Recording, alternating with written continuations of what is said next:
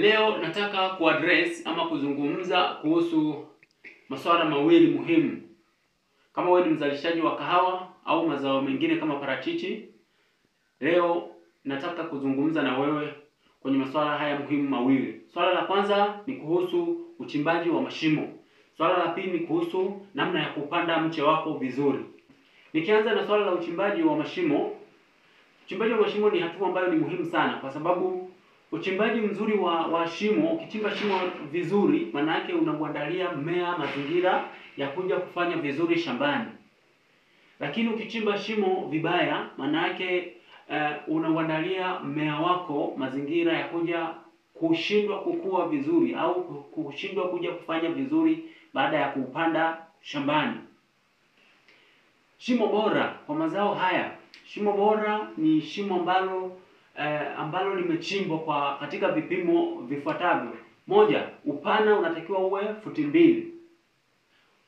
2,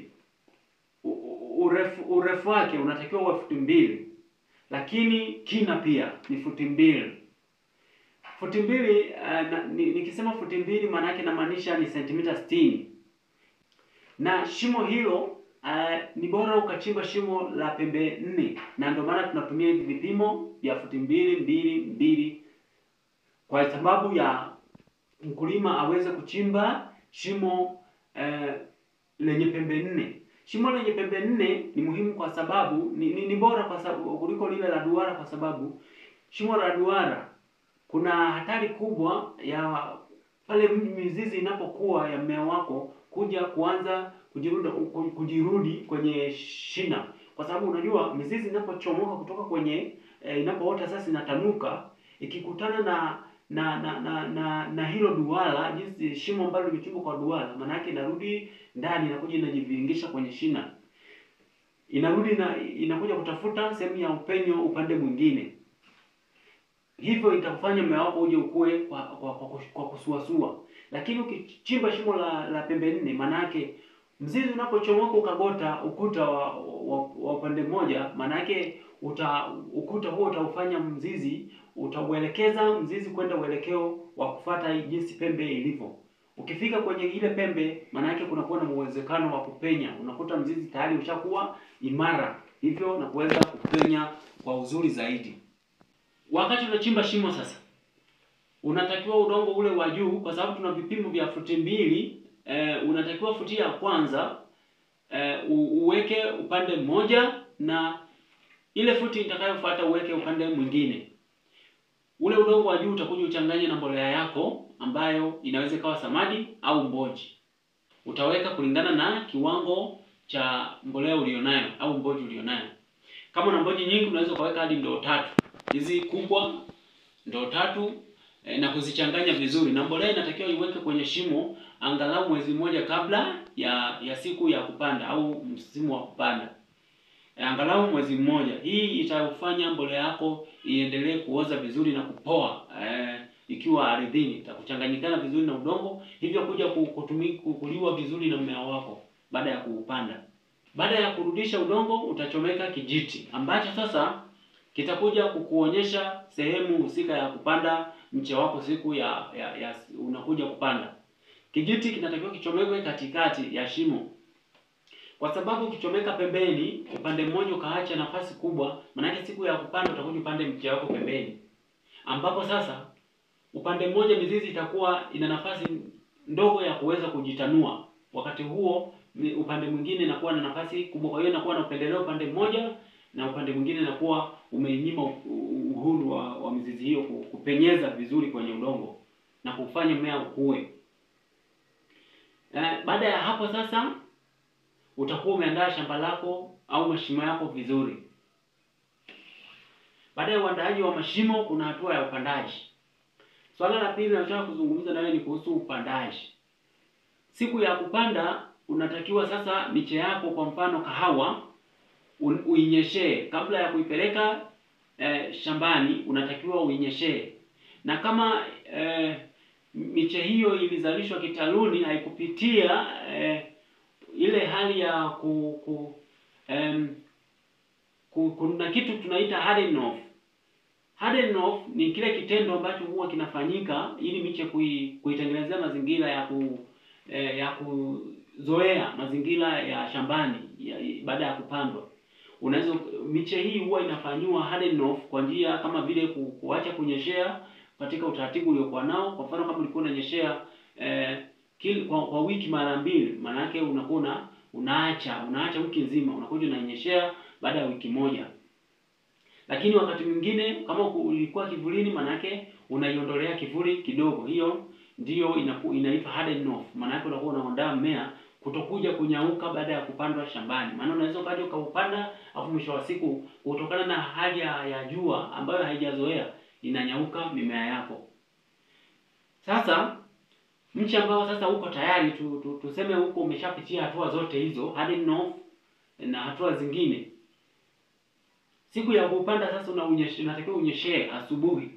Unaweza kuonyeshea asubuhi au angalau masaa kadhaa kabla ya kupanda ili kufanya upate maji. Unaupa maji ambayo kwenye ule udongo wa kwenye kiriba, ina maana ule udongo unakuwa umeupa maji ambayo sasa mmea utaenda kuyatumia baada ya kuupanda. Lakini ukiupanda hivyo, ukienda kuupanda hivyo bila kuunyeshea, maana yake unaufanya mmea huo ukategemea unyevunyevu ambao unatoka kwenye udongo tu peke yake. Lakini ukiunyeshea, maana yake unakuwa na unyevunyevu wenyewe kama wenyewe, lakini unaenda pia kusapotiwa na unyevunyevu uliopo kwenye udongo. Hivyo utaufanya uende ukakue vizuri. Siku ya kupanda sasa, pale umefika kwenye shimo lako, shimo kama hili ambalo limewekewa mambo kama unavyoona. Sasa hapa utaangalia mambo ilipo. Kwenye mambo hapa ndipo utakapotakiwa kupanda mche wako. Kwenye mambo hapa ndipo utakapotakiwa kupanda mche wako. Kitu utakachokifanya, utatoa mambo. Baada ya kutoa mambo utakuwa na kifaa, aidha kijembe kidogo ambacho sasa utafukua kishimo, au kama unaweza na mikono unaweza kufukua, lakini bora ukatumia kifaa ili usijiumize mikono.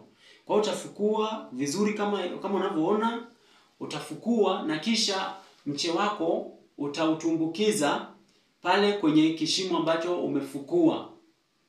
Lakini kabla haujaenda kuweka mche wako kwenye shimo, unatakiwa utoe karatasi la kwenye au kiriba. Unatakiwa utoe hilo karatasi ambalo limebeba udongo wa huo mche.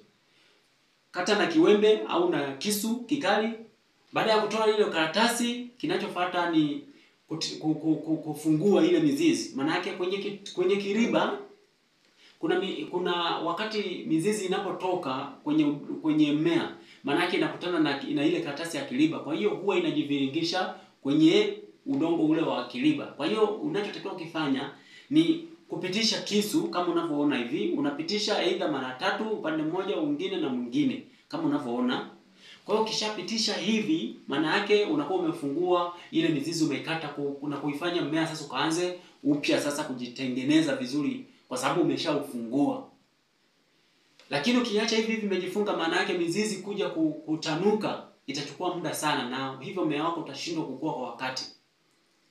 Kingine, hapa chini huwa kuna mzizi mkuu. Mzizi mkuu huwa unajikunja ukiwa kitaruni. Kwa hiyo unatakiwa ukate angalau inchi 1. Unapopanda udongo ulipokuwa umekomea, ndipo mzizi unatakiwa uwe level ya ardhi.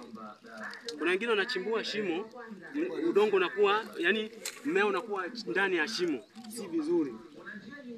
Kwa hiyo unachotakiwa kufanya, unauweka mmea wako hivi. Unakuwa na kijiti hivi. Unaona nilivyokilaza hapa? Maana yake huu mche haupo kwenye level, maana yake hichi kiriba bado hakipo kwenye level. Kwa hiyo nasogeza kwa juu.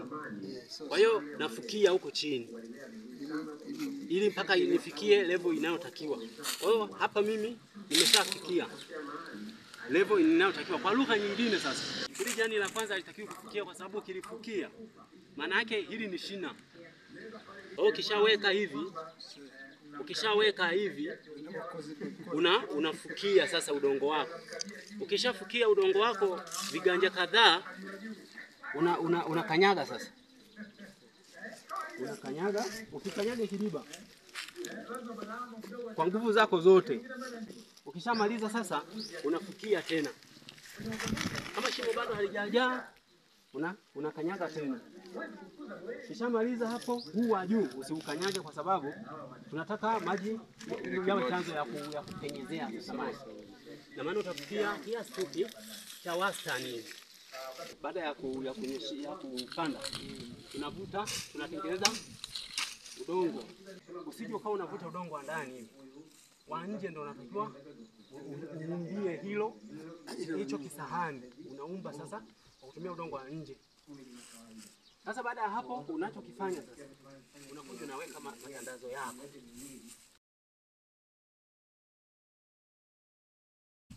Hapa katikati unatakiwa uache kinafasi kidogo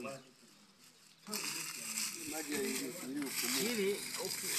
Ili mradi mwanga wa jua uweze kufanyaje? Kupenya pia kulifikia na shina.